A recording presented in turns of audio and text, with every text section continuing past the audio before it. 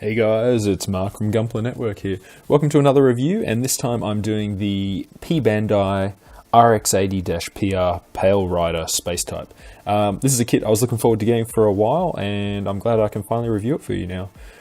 Big thanks to the guys from robocity.com.au who officially sponsor my videos on Gunpla Network. And yeah, let's get on with it, hey? The RX-80 Pale Rider was the center of the Pale Rider plan. It was the MS development plan drafted by an Earth Federation Forces official named Grave. Now, this is actually in the a game. It was the Side Story Missing Link video game. So, unfortunately, we haven't seen this guy in anime yet, but I bet he would kick ass if he did. Now, it was developed as a next-generation mobile suit with the latest technologies from the 1 Year War, and 4 units were constructed before the production was halted because they realised how just costly it was. Now, he recovered those MSs and he gave those out to pilots. They were non-regular, so they were ace pilots. Now, this comes with the Hades system. I've featured him here with the red visor, which is when the Hades system is active. Hades stands for Hyper Animosity Detect Estimate System, which is based on the exam system, which are basically all to counteract new type abilities when fighting. So that's what that looks at. Now, apart from the binders at the back here, you'll see I have actually stripped him back to what the standard Pale Rider unit looks like. So with the exception of this part here, which will support the Gatling gun and the belt feeding unit for it. So I think it looks pretty cool like that. Interesting color scheme, you know, like a dark blue and a purple. It's pretty cool. He will look a little bare through this review because I haven't used the stickers. I'm not a huge sticker fan, and I'm fully intending to paint this in a pretty awesome color scheme. And because of the huge Gatling gun he sports, I'm thinking something like Marvel's War Machine, a dark black, grey, silver type thing. So, and just to round off the information we had regarding the Pale Rider, it was developed from the RGM-79 SP GM Sniper 2. It was also developed from the RX-78-4 and -5 Gundam units G04 and G05, and the Alex RX-78 NT1. So there were a few units this was developed from. It also came, apart from the standard one that you see, you could get the space type, or they had a ground equipment type. So that was pretty cool.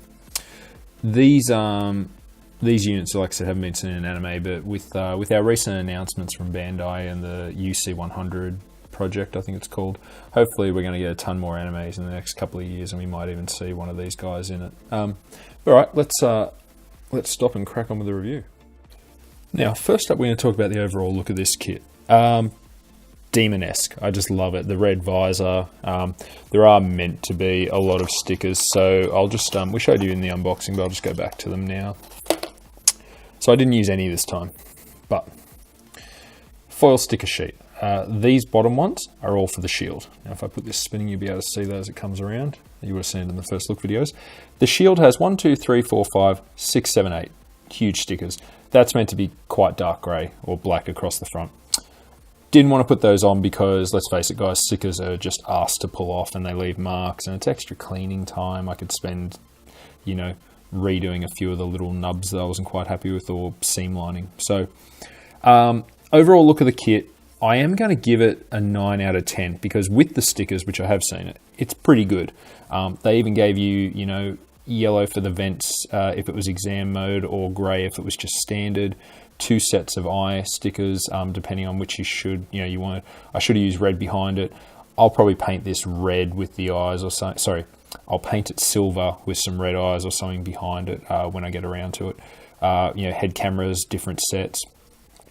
They went to a lot of thought. You know, if you have 2 modes, which you're going to display it in, you get 2 sets of stickers for. So that's pretty cool.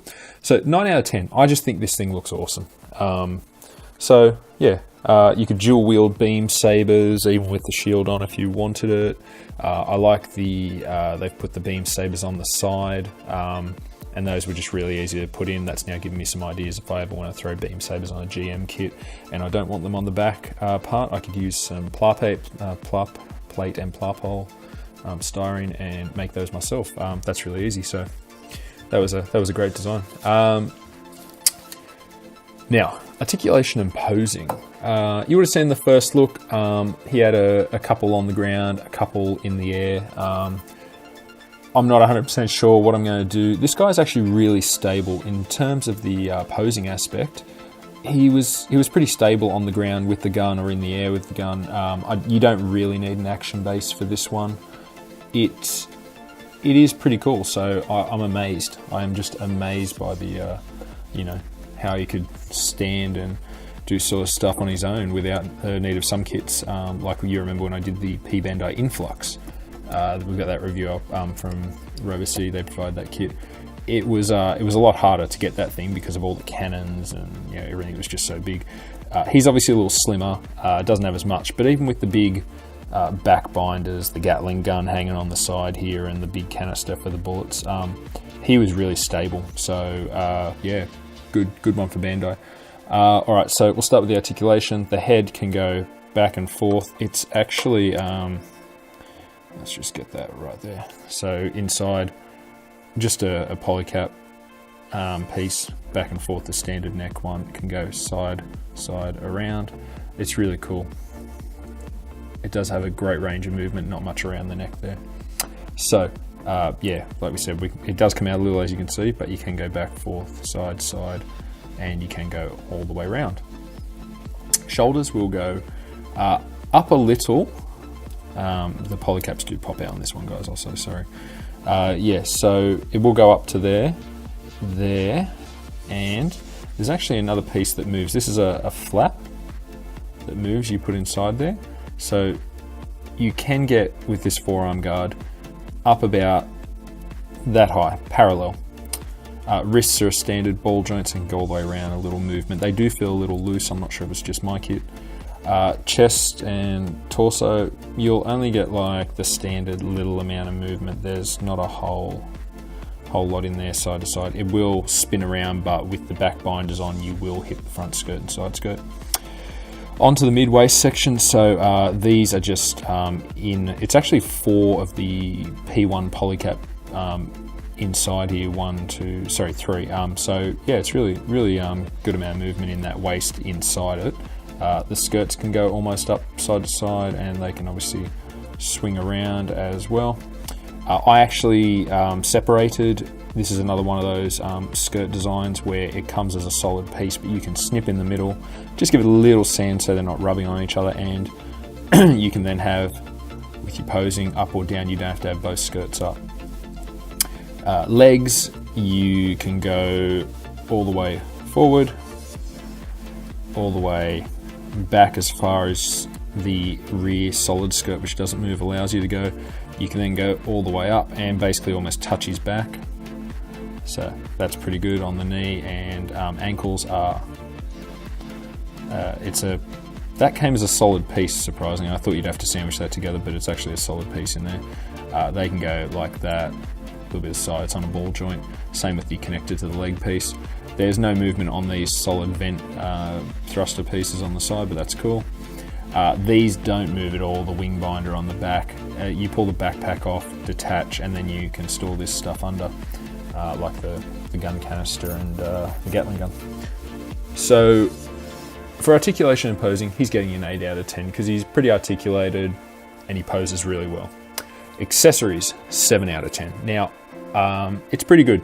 Like I said, you get 2 beam sabers stored in the side skirts. You get a shield. It doesn't come with a handle for handheld. It comes with that piece there, which plugs onto the forearm guard. Now, that could go into either guard, left or right. You get 2 beam saber accessories. You also get this, which is the main space type feature.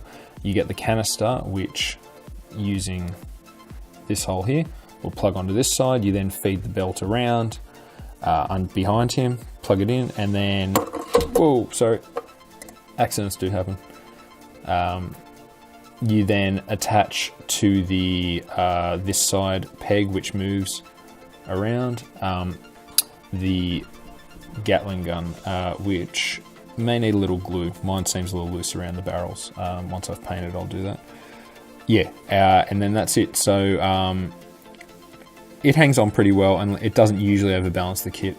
It actually plugs in there on the side of the Gatling gun. You can see that hole. So stored like that, and like that you would have seen in the first look video. And you also get an upgraded version of the RX-78-2's beam rifle. Now this doesn't have a sticker in it because I'll probably put a jewel or something and paint that. So that's the rifle. The handle moves out to the side, and the scope can move. So check that out in the first look how you can pose that up. So yeah, 7 out of 10 for the accessories. Not a lot, but you do get some, and it's a pretty bare bones kit. But the Pale Riders have all been PBandai so far, because I guess they're a non, mainstream kit, I guess, and that's the purpose of PBandai. Fun factor: it was an 8 out of 10 build. Really loved it, and that was really good. So it was a fun build. Wasn't too annoying. Maybe around the Gatling gun, which is quite a few pieces. The belt removing nubs wasn't a problem, just cut really close to the piece itself, and I didn't even have to sand those.